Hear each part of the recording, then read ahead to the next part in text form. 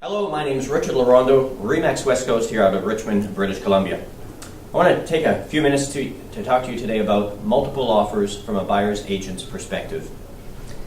Keep in mind that your agent, or if you're dealing directly with the listing agent, are required to be told by the listing agent of the existence of multiple offers. Now there's an exception or two to that, but let's just go with the general rule that a listing agent will inform you, the buyer, or the buyer's agent of the existence of multiple offers.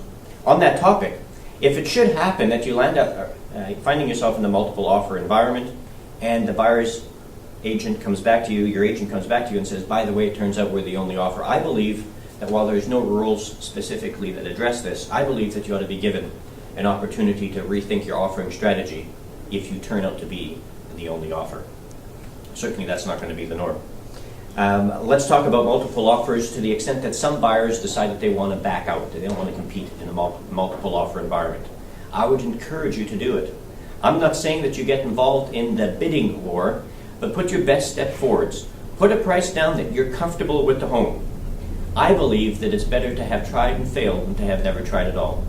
Consider how you'd feel if a week from now your agent comes back to you and says, by the way, Bob, sold for, pick a number. And that number happens to be less than you would have been comfortable paying. I prefer you to have tried and failed than to have never tried at all. And in the event, some of the common questions that get put forward from buyers, I've got some notes on them, so let me read the first one to you.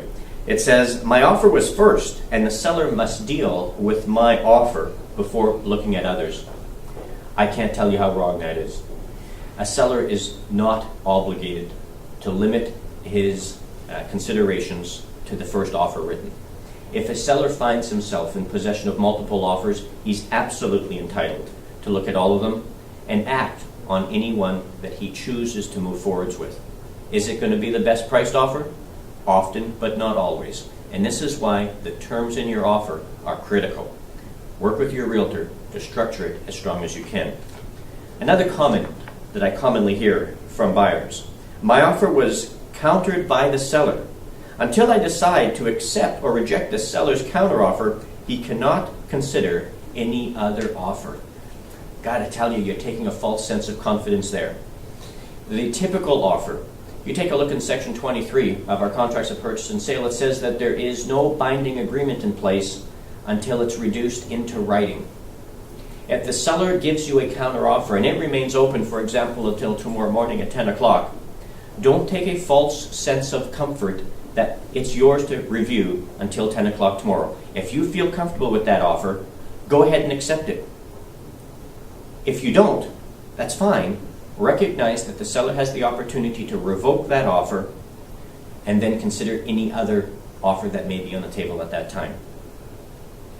So with our 3-minute clip coming to an end, we haven't begun to touch on all the subjects. I'd encourage you, work with your agent to review the finer points on how to best strategize your multiple offer.